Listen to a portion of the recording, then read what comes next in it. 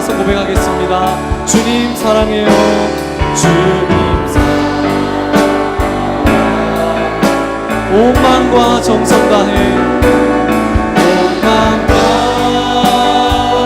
정성 다해 하나님의 신실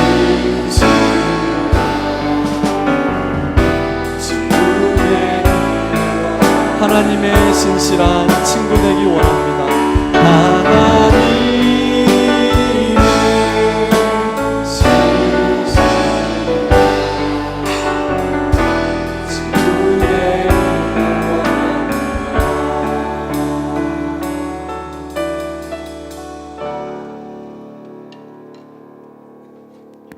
우리 앞뒤 좌우로 인사하겠습니다. 사랑하며 축복합니다.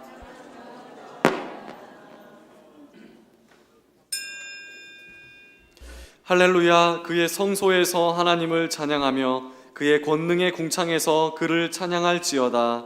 아멘.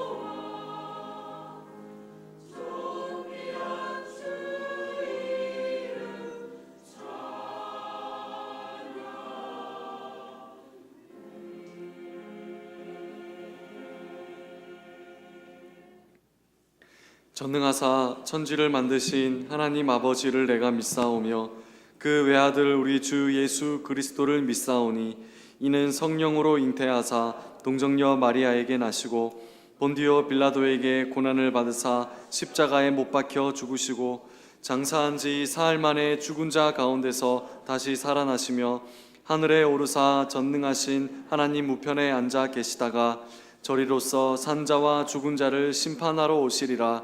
성령을 믿사오며 거룩한 공회와 성도가 서로 교통하는 것과 죄를 사하여 주시는 것과 몸이 다시 사는 것과 영원히 사는 것을 믿사옵나이다. 아멘. 한 주간의 삶을 돌아보며 참회의 기도를 드리겠습니다.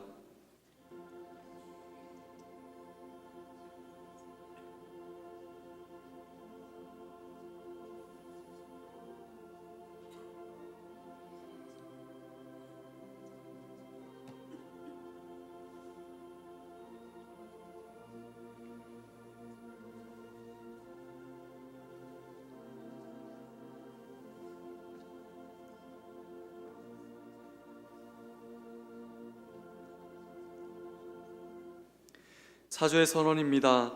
만일 우리가 우리 죄를 자백하면 그는 미쁘시고 의로우사 우리 죄를 사하시며 우리를 모든 불의에서 깨끗하게 하실 것이요. 아멘.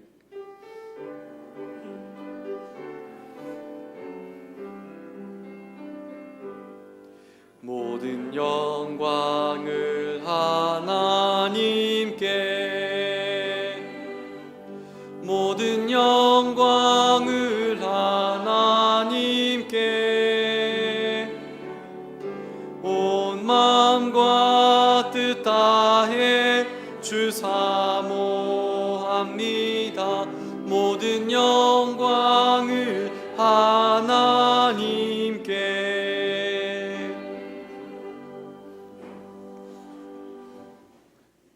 제1은 너는 나 외에는 다른 신들을 내게 두지 말라.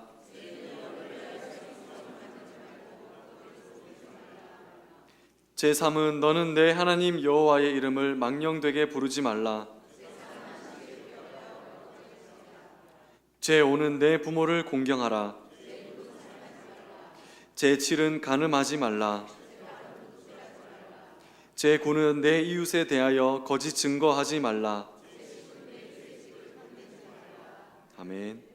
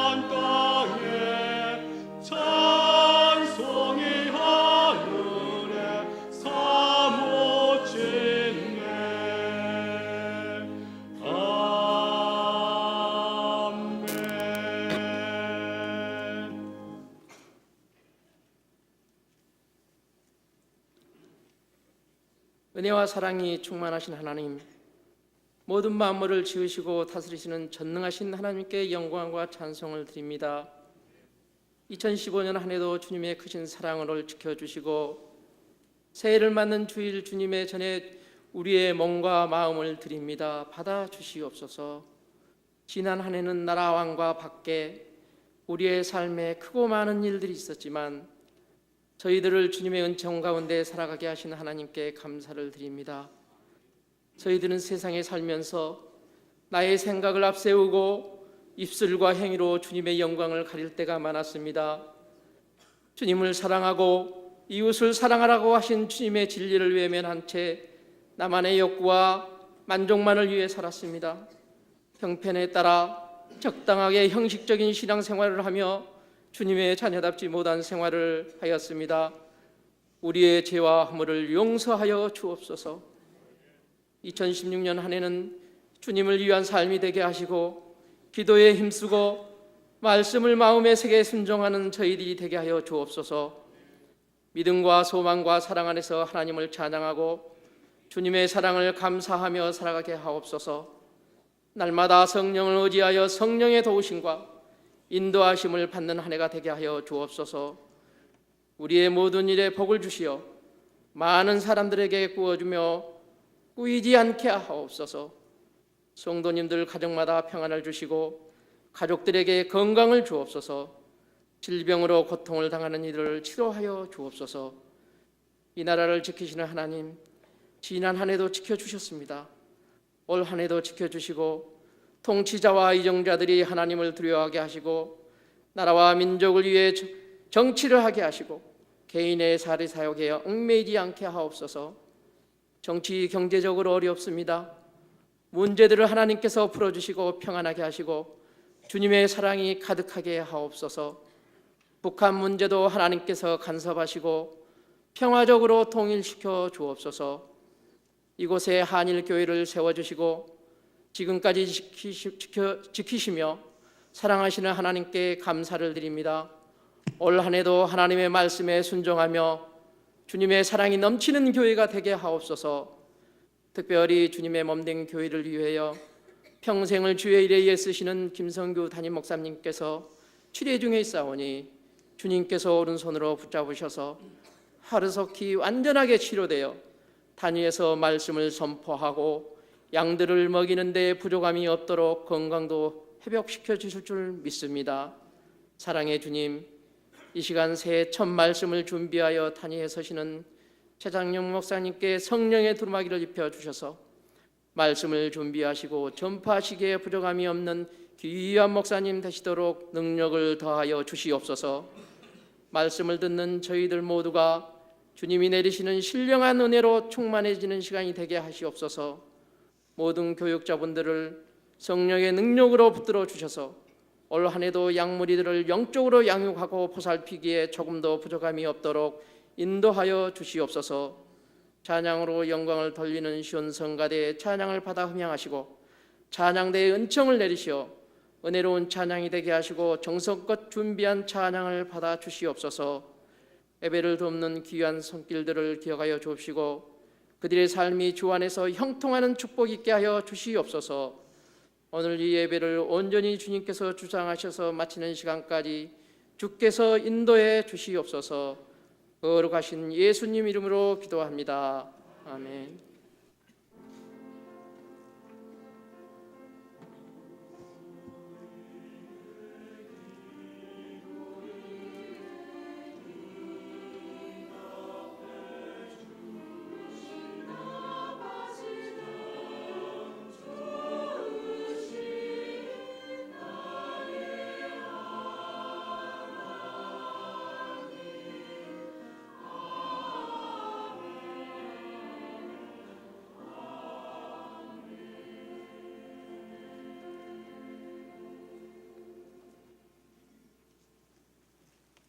오늘 우리에게 주시는 하나님의 말씀은 마가복음 9장 38절에서 50절입니다.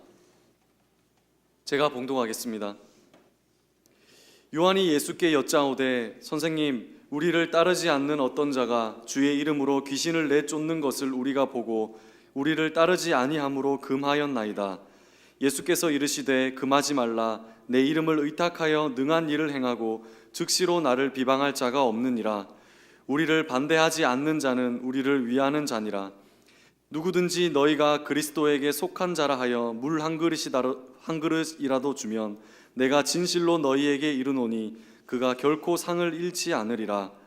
또 누구든지 나를 믿는 이 작은 자들 중 하나라도 실족하게 하면 차라리 연자맷돌이 그 목에 매여 바다에 던져지는 것이 나으리라. 만일 내 손이 너를 범죄하게 하거든 찍어버리라. 장애인으로 영생에 들어가는 것이 두 손을 가지고 지옥 곧 꺼지지 않는 불에 들어가는 것보다 나으니라. 만일 내 발이 너를 범죄하게 하거든 찍어버리라. 다리 저는 자로 영생에 들어가는 것이 두 발을 가지고 지옥에 던져지는 것보다 나으니라. 만일 내 눈이 너를 범죄하게 하거든 빼버리라. 한 눈으로 하나님의 나라에 들어가는 것이 두 눈을 가지고 지옥에 던져지는 것보다 나으니라. 거기에는 구더기도 죽지 않고 불도 꺼지지 아니하느니라. 사람마다 불로써 소금 치듯함을 받으리라. 소금은 좋은 것이로되 만일 소금이 그 맛을 잃으면 무엇으로 이를 짜게 하리요. 너희 속에 소금을 두고 서로 화목하라 하시니라. 아멘.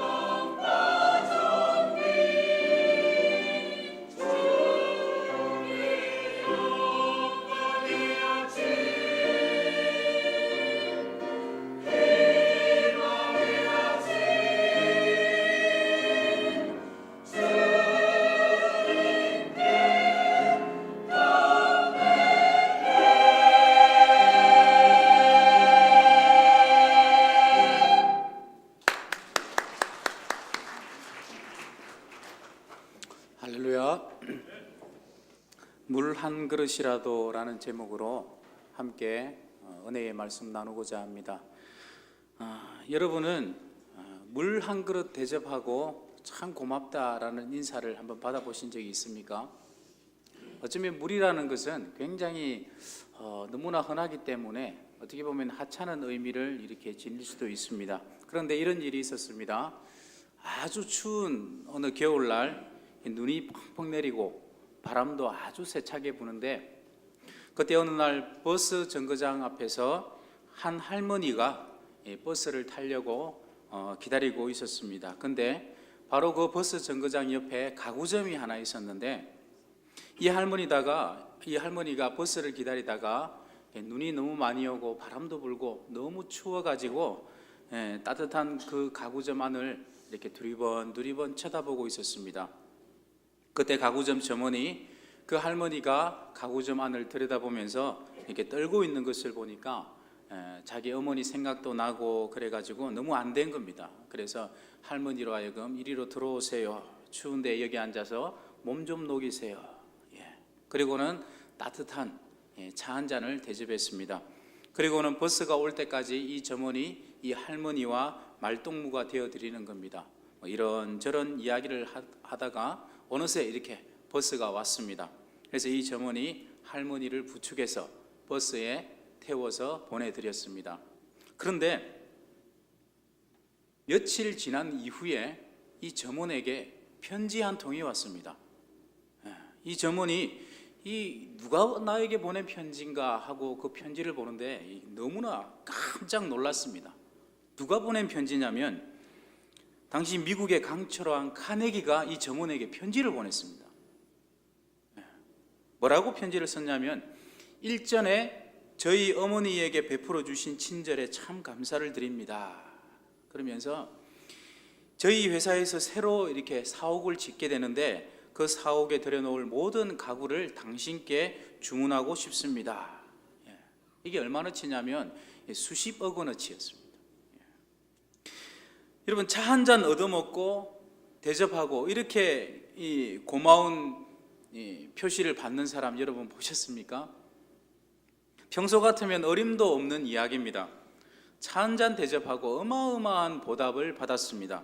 그런데 그 상황이 너무나 다급하고 급박했다는 겁니다. 자기 어머니가 그 추위에 오래 버스를 기다리다 보면은 이렇게 병이 날 수도 있고 아주 힘들어질, 연세도 많으시니까 어떻게 보면은 생명의 어떤 위협까지도 있을 어떤 그런 다급한 상황에서 이 점원의 이 작은 친절 하나가 어떻게 보면은 자기 어머니의 생명을 구해줬다는 말입니다. 그래서 이 가구점 이 점원이 그 작은 친절 하나로 이 엄청난 행운을 받게 되었습니다. 사랑하는 성도 여러분, 오늘 본문을 통하여서 예수님께서 저와 여러분에게 하시고자 하시는 말씀도 바로 이와 같은 말씀입니다.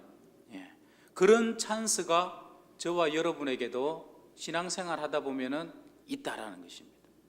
이 마가복음 9장의 전체 주제는 뭐냐면 우리 주 예수 그리스도의 고난입니다. 그 시작이 우리가 잘 아는 변화산 사건으로 시작을 합니다. 그래서 예수님께서 변화산에서 내려오면서 제자들에게 장차 주님께서 당하실 고난에 대해서 이야기를 해주십니다. 그게 9절부터 13절의 내용이고요. 그리고 나중에 30절부터는 갈릴리로 가면서 제자들에게 또 당하실 고난에 대해서 이야기를 해주십니다. 그런데 여러분, 이 고난과 고난을 말씀하시는 그 중간 14절부터 29절 말씀을 보시면 굉장히 이상한 사건이 하나 들어가 있습니다.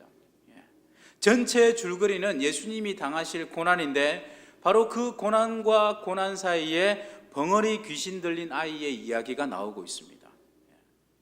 왜 예수님의 고난과 고난 사이에 이 벙어리 귀신 들린 사건이 들어가 있냐면요, 이 말씀을 자세히 우리가 들여다보면은 예수님뿐만 아니라 장차 이 제자들 또한 고난을 당하게 될 것인데 그 고난에 대해서 잘 이해를 시키고 준비시키기 위해서 바로 그 사건이 들어가 있는 것입니다.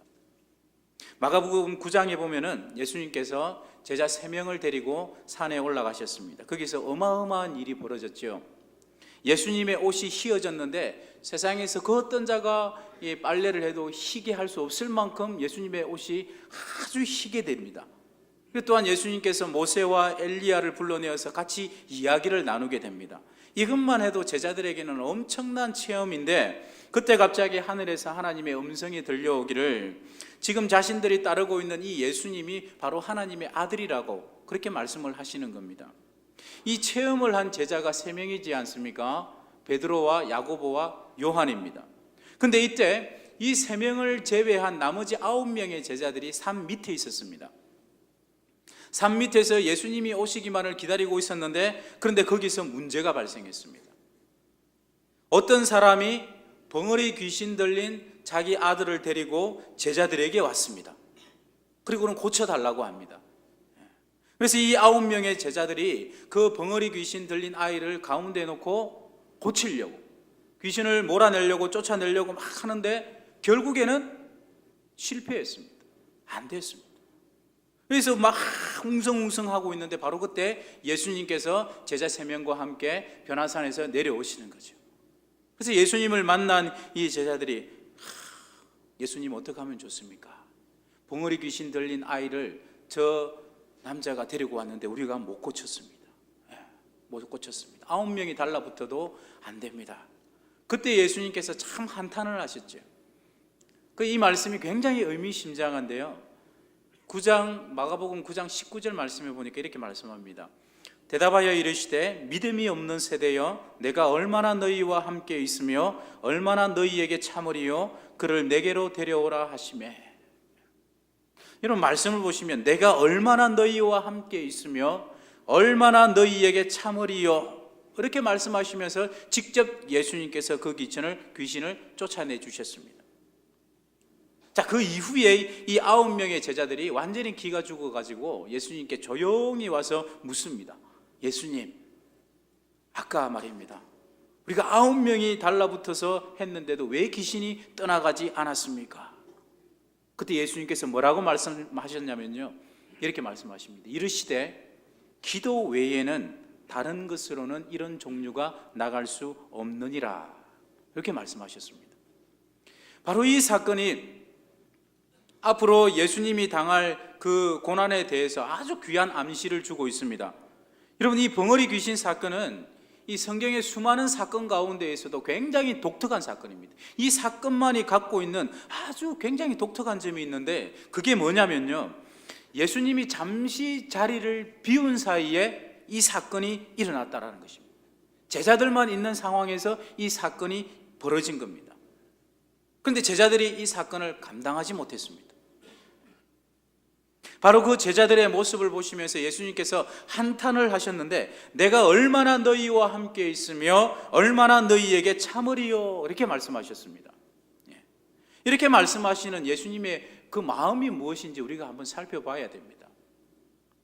여러분, 바로 이 구절에서 우리가 뭘 알 수 있냐면, 장차 예수님의 제자들 또한 고난을 당할 것이라는 것을 우리는 알 수가 있습니다. 그 고난이 왜 생기는 겁니까? 예수님이 부활하시고 성천하시기 때문에 그런 고난이 생기는 겁니다. 예수님께서 만약 제자들과 계속해서 함께 있을 거라면은 어쩌면 제자들 입장에서는 별로 걱정할 필요가 없는 것입니다. 한번 생각을 해보십시오. 지난 3년 동안 이 제자들이 예수님과 함께 있었는데 동거동락을 했는데 아무런 걱정할 필요가 없었습니다. 매 맞은 적도 없고요, 핍박을 당한 적도 없고요, 그리고 밥을 굶는다든지 그런 적도 단 한 번도 없습니다. 다 예수님께서 다 해결해 주셨고 보호해 주셨습니다. 다 챙겨 주셨습니다. 그런데 조금 있으면 이제 예수님께서 가십니다. 성천하시고 난 다음에는 이제 제자들만 남게 되는데 그때는 어떻게 되겠는가, 그 말입니다. 예수님 성천하시고 나면은 지금까지 예수님께서 당하신 그런 모든 공격과 고난은 누가 당하게 되냐면 이제부터는 예수님의 제자들이 다 받게 됩니다. 예수님 홀로 그 표적이 되었는데 예수님 안 계시면 그 제자들이 이제는 표적이 되는 것입니다. 예수님을 미워했던 사람들이 그 제자들을 미워하고요, 예수님을 죽였던 사람들이 그 제자들을 이제는 죽이려고 할 것입니다. 실제로 그 모든 제자들이 다 순교했지 않습니까? 자, 그렇게 되면은 예수님이 생각하기에, 그리고 예수님 없으면 이 제자들이 과연 그것을 다 견딜 수 있을까? 그러니까 제자들이 예수님과 함께 있는 동안에 할 일이 뭐냐면, 예수님이 가시고 난 다음이라도 이들이 홀로 있을 수 있는 홀로 서기 훈련을 해야 됩니다. 그런데 예수님이 잠깐 자리를 비운 사이에 소동이 일어났고 엉망진창이 되어버렸습니다. 그래서 예수님이 보기에 정말 답답하신 것입니다. 이제 곧 예수님 가시고 나면 예수님께서 하시던 사역들을 다 제자들이 해야 되는데, 어디든 가서 주님의 복음을 전해야 되는데, 그러다 보면 반드시 세상의 적이 되어서 미움을 받고 고난을 당하게 되어 있는데, 그런데 지금 이 상태로 너희들이 어떻게 이 모든 것을 감내할 수 있는가라는 것입니다.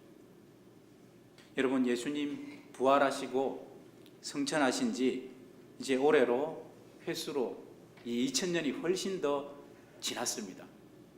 그 2000년 동안 예수님 없이 수많은 예수님의 제자들이 어떻게 살아왔습니까? 예수님도 안 계신데 그 모진 고난과 고통을 어떻게 다 감내하고 감수하고 수많은 문제들을 어떻게 다 해결했습니까? 참 감사하게도 그 모든 세월을 돌아볼 때에, 뒤를 돌아보면은 수많은 예수님의 제자들이 그 모든 어려움과 고통들, 고난들을 너무나 훌륭하게 잘 감당해 오고 있습니다. 사랑하는 성도 여러분, 그 비결이 어디에 있다고 여러분은 생각하십니까? 바로 오늘 마가복음 9장에 그 비결이 나와 있습니다.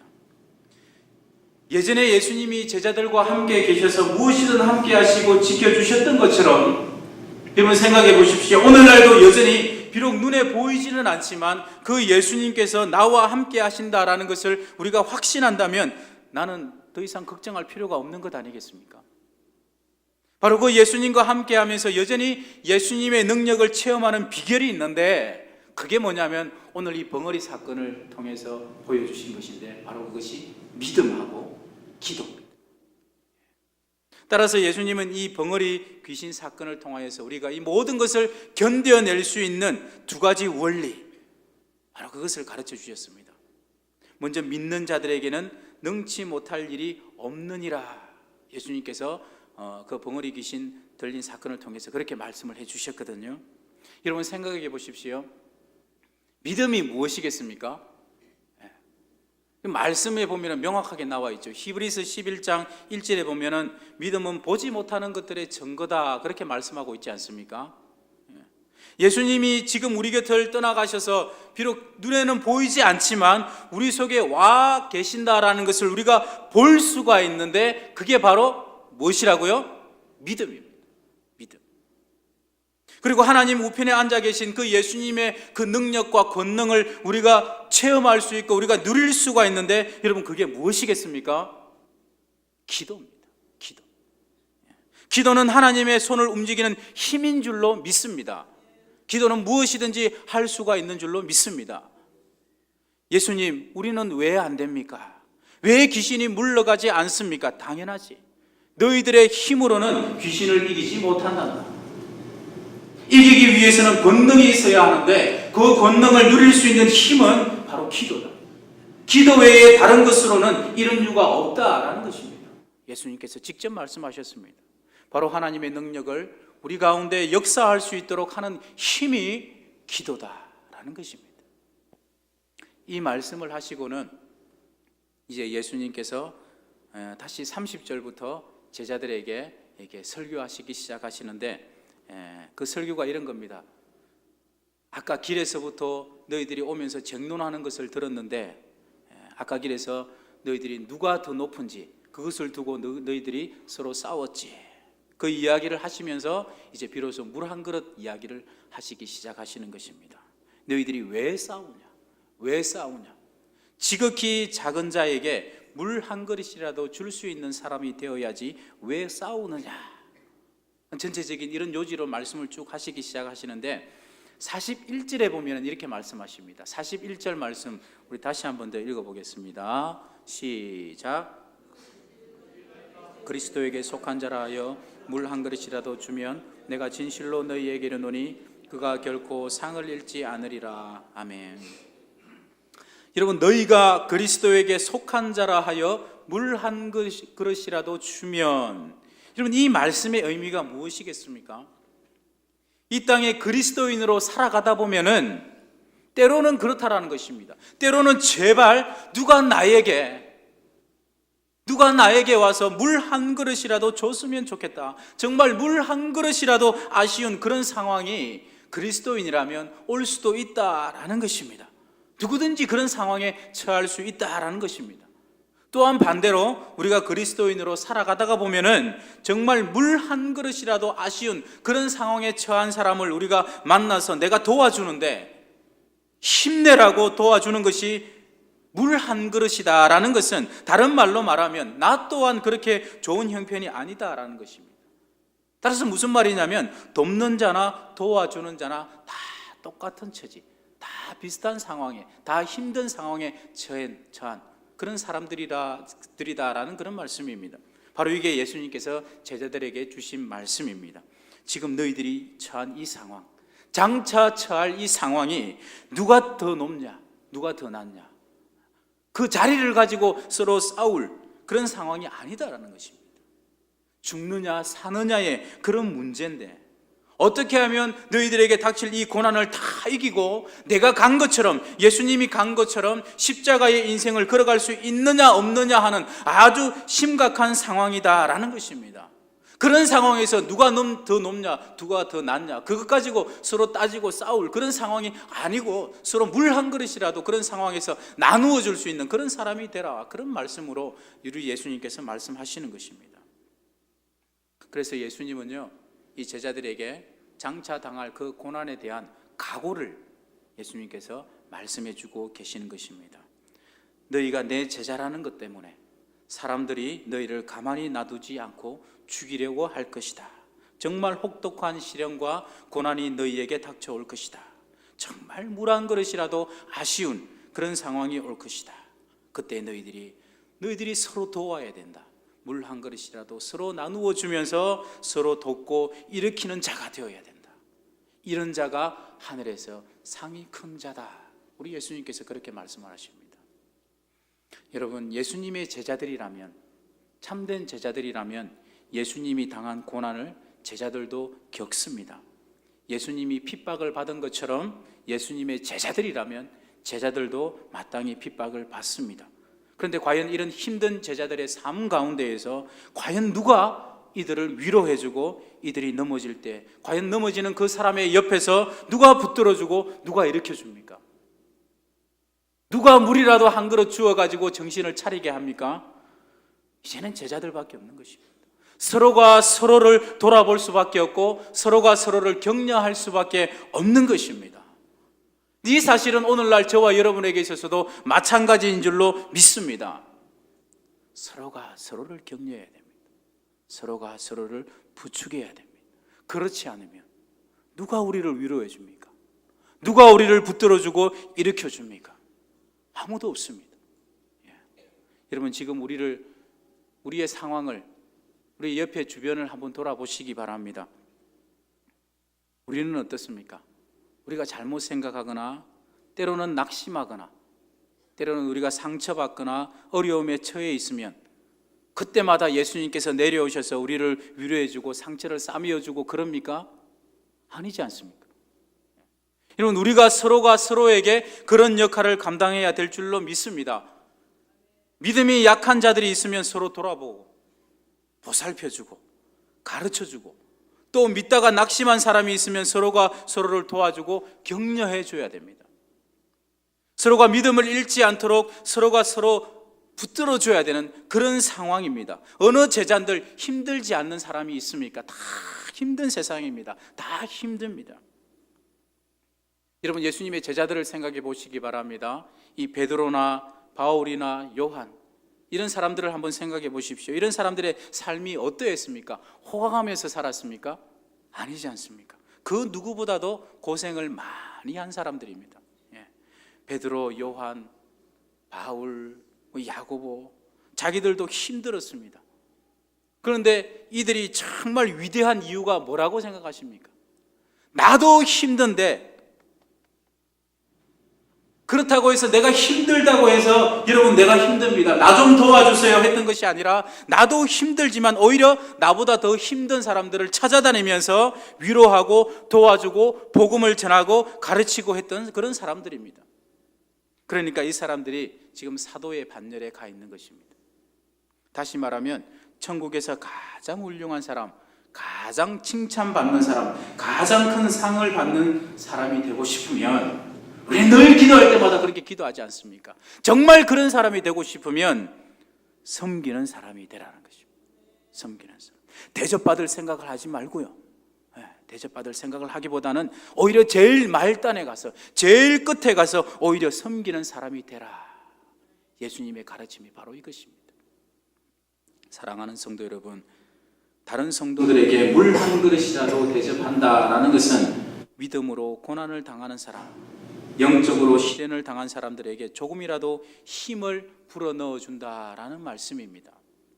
믿음이 연약한 사람들이 시련을 당할 때, 시험을 당할 때, 교회를 떠나려고 할 때, 연약해질 때 이들을 위해서 기도해주고 위로해주고 정말 이들의 믿음에서 떠나지 않도록 도와주는 사람, 여러분 이런 사람이야말로 천국에서 제일 큰 사람인 줄로 믿습니다.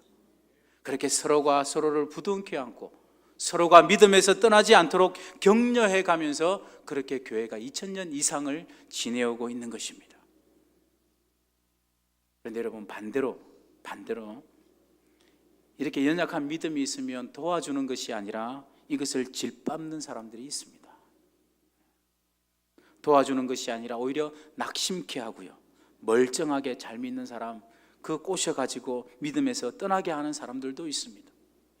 성경은 이것을 뭐라고 말하냐면 오늘 말씀에 보면은 실족해 한다 그렇게 말을 합니다. 42절에 보면은 이런 사람은 차라리 연자맷돌을 목에 걸고 바다에 던져지는 것이 낫다 그렇게 말합니다. 42절 말씀 우리 함께 읽어보겠습니다. 시작. 실족하게 하면 차라리 연자맷돌이 그 목에 매여 바다에 던져지는 것이 나으니라. 아멘. 여러분 여기서 작은 자들이라는 것은 믿은 지 얼마 안 된 사람, 믿음이 연약한 그런 사람들을 말하는 것입니다. 그런데 그런 사람을 못 믿게 방해하는 사람은 차라리 죽는 것이 낫다 그렇게 말씀하시는 것입니다. 오늘 말씀을 보면은 이 사람들이 받을 벌이 너무나 처참합니다. 한마디로 지옥입니다. 지옥. 결국 이 사람들이 같이 있었지만 이 사람들은 결국 구원을 받지 못할 그런 사람들이라, 그런 어떤 믿음이 없는 사람이다라고 우리는 봐야 되는 것입니다.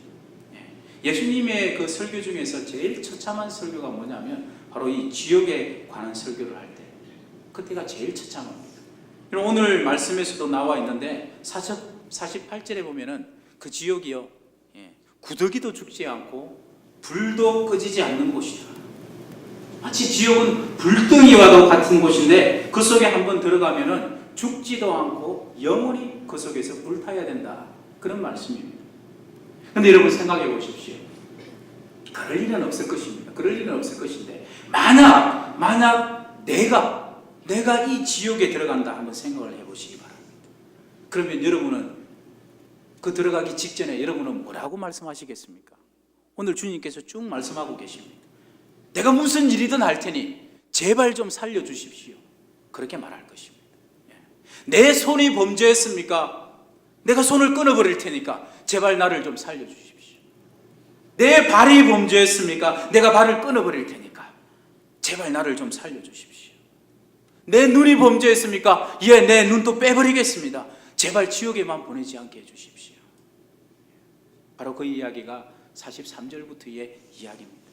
너희가 지옥에 들어가느니 차라리 손 끊고 발 끊고 눈 빼고 사는 게 낫다 그런 말입니다. 바로 지극히 작은 자 하나를 믿음에서 떠나게 했을 때 받는 벌이 바로 이것이다. 예수님께서 이렇게 말씀하고 계시는 것이죠. 참 끔찍한 겁니다. 차라리 연자맷돌을 그 목에 걸고 바다에 빠져 죽는 것이 낫다 그렇게 말씀하시는 것입니다. 이처럼 마가복음 9장은 우리에게 아주 심각한 내용을 가르쳐주고 있습니다. 예수님의 제자라면 예수님이 당한 고난과 고통과 미움을 받을 수밖에 없는데 예수님이 함께 계실 때는 걱정할 필요가 없지만 이제 예수님이 성천하시고 다시 이 땅에 오실 때까지는 이제는 서로가 서로를 믿음에서 떨어지지 않도록 서로가 서로를 돌봐줄 수밖에 없는데 그것이 결코 쉽지만은 않다라는 것을 보여준 사건이 우리 이 벙어리 귀신 들린 아이 사건입니다. 예수님이 변화산에 올라가신 그 짧은 그 시간도 제자들은 감당하지 못하고 소동이 벌어졌습니다. 벙어리 귀신 들린 아이도 그렇고 그 자리에 예수님과 자신들을 대적하기 위해서 온 서기관들도 대적하지 못하고 이들이 갈팡질팡하고 있었습니다. 도대체 그 어느 것 하나 이들이 감당하지 못했습니다. 예수님의 없는 모습, 예수님 없는 제자들의 모습이 바로 이와 같았습니다. 하지만 아까도 말씀드렸듯이 이 벙어리 사건 끝부분에서 정말 예수님께서 우리에게 귀중한 교훈을 가르쳐 주셨습니다. 예수님이 떠나가 계신 동안에도 늘 우리 안에 예수님의 능력이 함께하는 비밀을 가르쳐 주셨는데 어떻게 하면 예수님의 능력을 우리가 여전히 체험하면서 살아갈 수 있는가? 바로 그것이 믿음하고 기도였다는 거죠. 믿음하고 기도였다. 예수님께서 성천하시면서 그 제자들에게 하신 말씀이 마지막으로 하신 말씀이 뭐냐면요, 볼지어다 내가 세상 끝날까지 너희와 항상 함께 있으리라, 그렇게 말씀해 주셨습니다.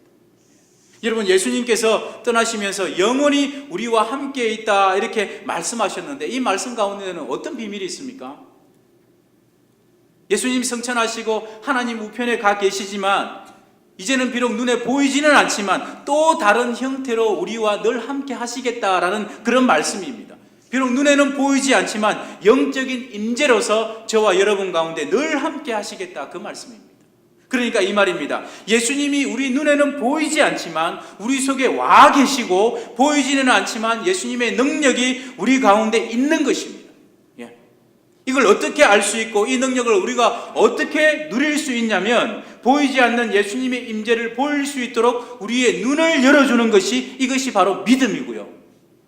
보이지 않는 예수님의 능력을 우리가 실제로 누릴 수 있도록, 체험할 수 있도록, 역사할 수 있도록 해주는 힘이 기도다라는 것입니다. 바로 그것을 가르쳐 주시기 위해서 이 벙어리 귀신 들린 아이 사건이 있었던 것입니다. 사랑하는 성도 여러분, 신앙생활 하다 보면은 참 여러 사람들이 있습니다. 성도들마다 조금씩은 다 다릅니다. 어떤 성도들은 믿음이 아주 좋고요, 또 어떤 성도들은 아직은 믿음이 연약합니다.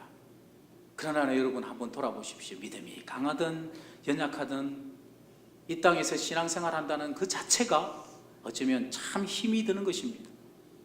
교회에 수십 년 다닌 사람을 붙들고 물어보십시오.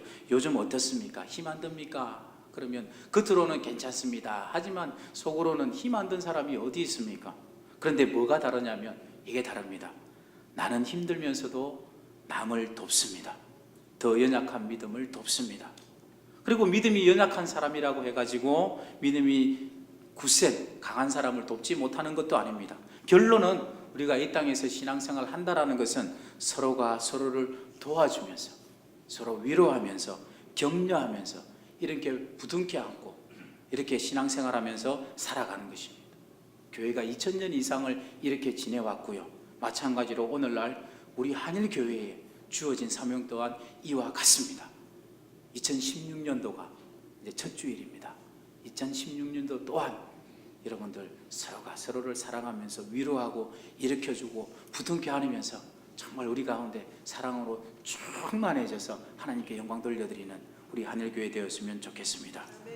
말씀을 맺겠습니다. 사랑하는 성도 여러분, 예수님께서 우리와 늘 함께 계시지만 보이지 않고 영적인 형태로 함께 계시기 때문에 우리는 자칫 함께 한다는 사실을 잊고 믿음에서 떠나려 할 때도 있습니다.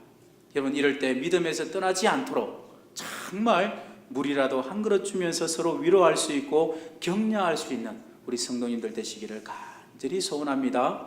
바로 이런 사람이 천국에서, 하늘나라에서 가장 큰 상급을 받는 사람들입니다. 우리 예수님 이제 조금 있으면 재림하십니다. 다시 오실 때에는 이 땅의 모든 것을 심판하시고 상벌을 가리실 것입니다. 그때까지 우리에게 주어진 시간들을 잘 활용해서 정말 큰 축복을 받으시는 성도님들 되시기를 간절히 소원합니다. 그게 뭐냐면 지극히 작은 자 하나를 믿음에서 떠나지 않게 붙들어 줄 수 있다면 그 사람이야말로 하늘에서 가장 큰 상급을 받는 사람인 줄로 믿습니다. 여러분, 이제 우리 교회 모든 성도들은, 저 여러분 모두는 이제 새로운 눈을 가지고 우리 주위를 한번 둘러보시기 바랍니다. 내가 도와줘야 될 사람이 어디에 있는가? 내가 격려해 줘야 되고 내가 위로해 줘야 될 사람이 어디에 있는가? 저 사람이 믿음에서 떠날까 염려하고 같이 기도해 주는 그런 복된 성도님들 되시기를 간절히 소원합니다. 정말 하나님께서 우리 한일교회 가운데 우리 성도들의 모습에서 이런 모습을 보신다면 정말 우리 하나님은 정말 기뻐서 어찌할 줄을 모르실 것입니다. 어찌할 줄을 모르실 것입니다. 그러면서 내가 너에게 반드시 상을 주겠다. 제일 큰 상을 주겠다. 하나님께서는 분명히 그렇게 말씀하실 줄로 믿습니다. 기도하겠습니다. 하나님 아버지, 우리 한일교회 모든 성도들을 붙들어 주시옵소서.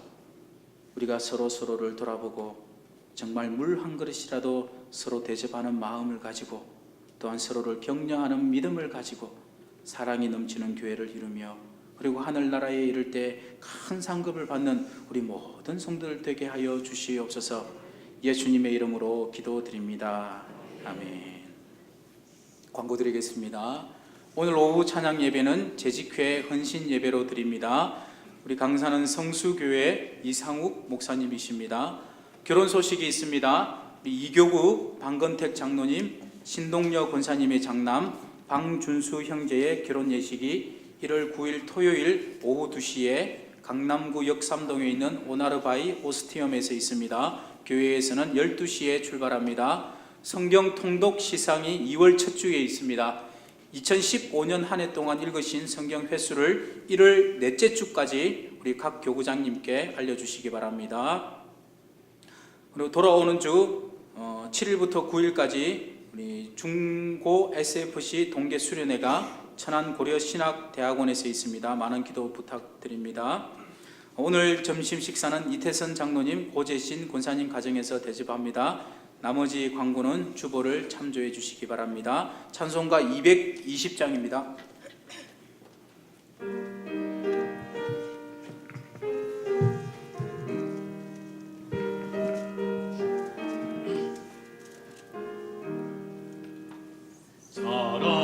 사랑하는 주님 앞에 영제자매 한자리에 그 시중에 생각하며 즐거운 찬송 부르네.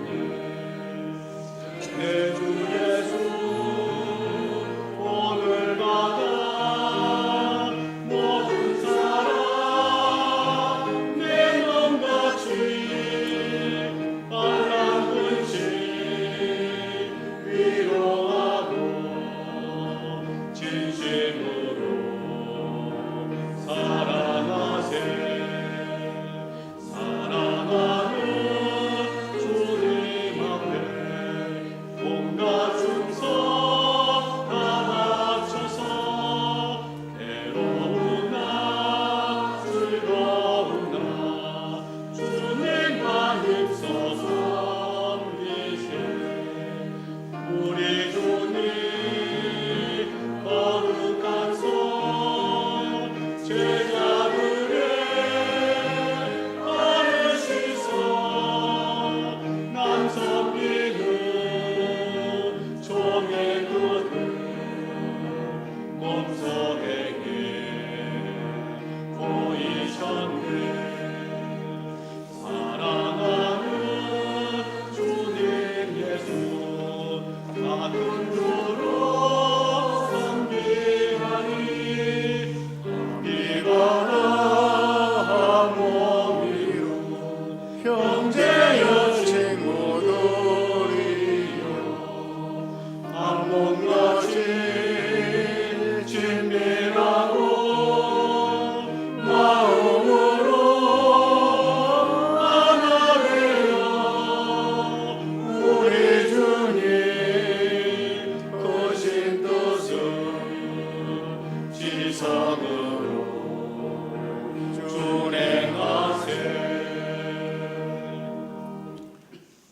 사랑이 많으시고 은혜가 풍성하신 살아계신 우리 하나님 아버지 은혜를 감사합니다. 신년 들어 첫 주일은 하나님 앞에 성수님이라며 예배드리게 하시오니 감사합니다.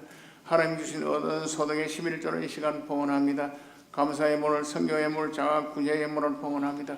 주님이 기뻐 받아주시옵소서. 여러 기중의 예물을 드려 받아주시고 수천 수만 명을 축복하여 채워주옵소서. 이 예물에 쓰일 때 하나님 나라 크게 부흥발전 성장하도록 역사하여 주옵소서.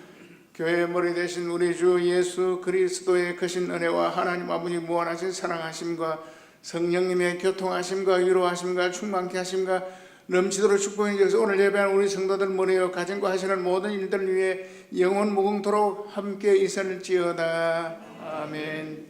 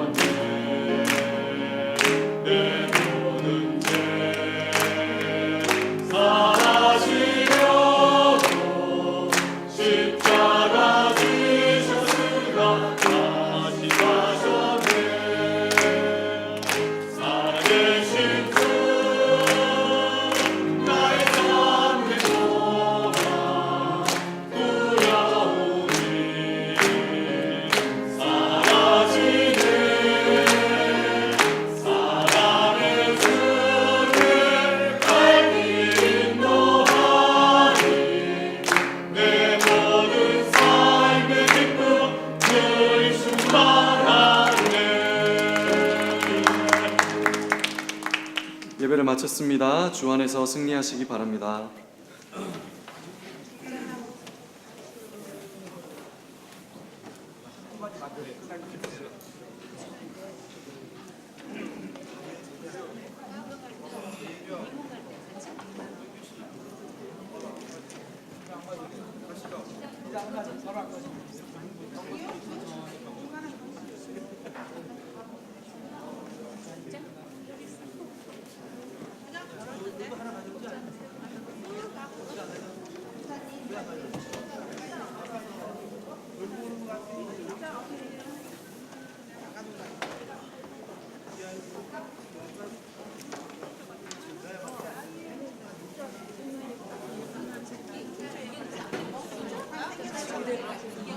아들 하나밖에 없어. 그래?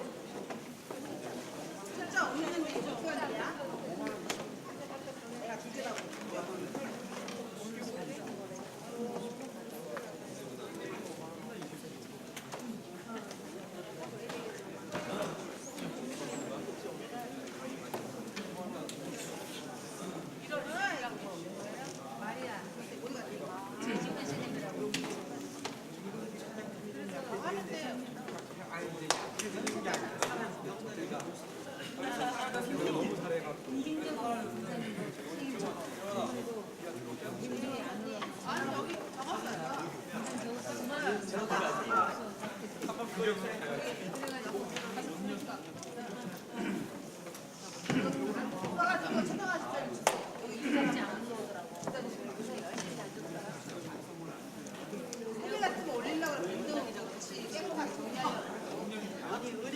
지금 이제 나간 사람 집에 하나 다 치우고 진정해 골사님 못 받으실 거죠? 사원장님께서 준비해 주셨기 때문에 이기열 집사님 어디 계시나? 금방 나와주세요.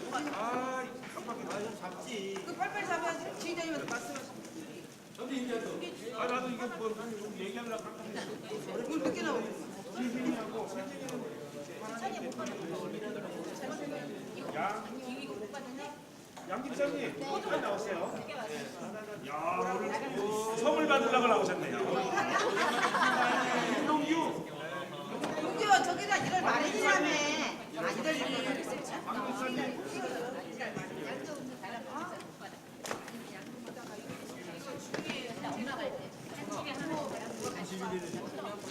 집사님이 어제 밤새서 방광호 집사님한테 주세요. 편집자가 전달했어. 박수.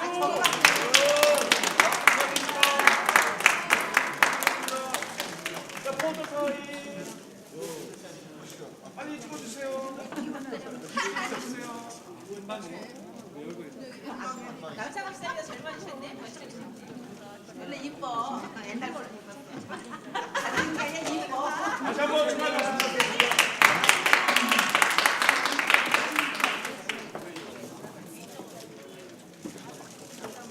네, 그리고 찬양 중에 참 반가운 성도라는 말씀. 반가운 성도요. 함께 오늘 우리 시호 찬양대가 지난 2015년도에 이별의 슬픔을 겪었는데 조용히 해요 좀.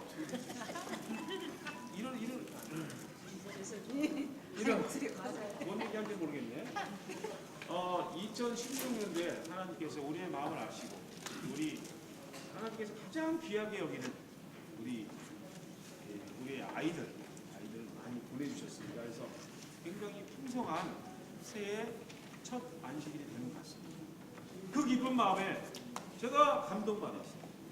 그냥 있을 수가 없어서 우리 회에서 회식비를 전달하고 좀 모자를 가져서 제 집 팔고 남은 돈 남았길래 우리가 좀 보탰습니다. 그래서 제가 전달식을 하겠습니다. 그동안은 우리 김동규 군이 훌륭하게 임무를 완성해 줬는데 그 위에 찬이가 왔어요. 주찬. 그래서 김찬. 주찬이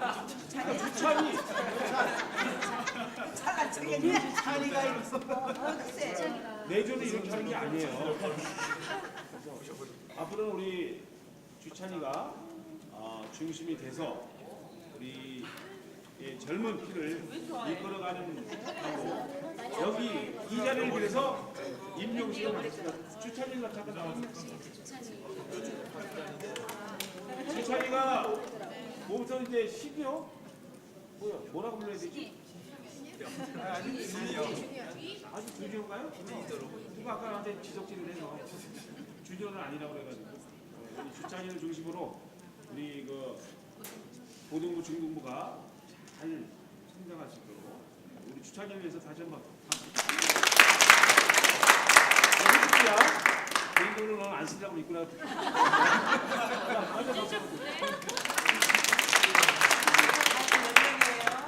중등부요? 중고등부가 손 들어봐. 오늘 총 9명 섰어요. 네. 9명 섰어요. 10명. 임명 축하 선물을 우리 권사님 드려요. 밑에 있는 애들이 10명, 오늘 9명 왔고요. 원래 10명. 지금 10명이잖아요. 여기 여자. 그 다음에 우리 서연이가 우리 저 재원이 동생인데 언니 같죠? 굉장히 우리 서연이가 우리 그때 예전에 같이 가서 같이 한번 뭐 하고 다 했어요. 그래서 굉장히 분위기는 많이 들었지만은 아무래도 여러분들이 아까 뭐라 그랬어요? 지극히 작은 자주 어떻게 하라고 그랬어요? 네. 떠나게 하지 말고. 우리 2016년도 우리 시호 찬양대에 제가 목표를 세웠습니다. 떠나게 하지 말고 붙잡아라. 그게 하나님께서 여러분에게 가장 큰 상을 준다고 아까 분명히 목사님이 말씀하셨습니다. 그래서 여러분의 옆에 계신 분들 멀리 가게 하지 마시고 항상 내 곁에서 같이 동역자로서 같이 선을 이뤄서 하나님을 찬양할 수 있는 우리 시온 찬양대 되겠으면 합니다. 아멘. 아멘. 그리고 우리 총무님이 이렇게 새로 임명되니까 많은 우리 대원들이 오는 것 같습니다. 저에게는 그런 복이 없는데 우리 남집사한테 그런 복이 있어서 정말 가슴이 뜨겁습니다. 우리 총무님을 다시 한번 인사 한번 시키지. 이따가 오후 하려고 하는데 장로님이 또 인사시키라고 했으니까 순종하는 의미에서 세연이하고 우리 미안해 가? 이수가 재현이가 맞죠? 오늘 재현이 나와서 잠깐 나한테 지적질을 내가 자기가 틀린다던데 뭐. 뭘 부탁해?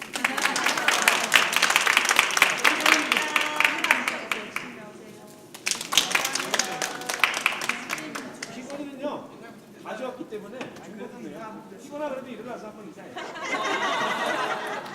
우리 뭐 정상훈 인사해. 아 저는 뭐 그래도 하세요. 그다음에 우리 새신랑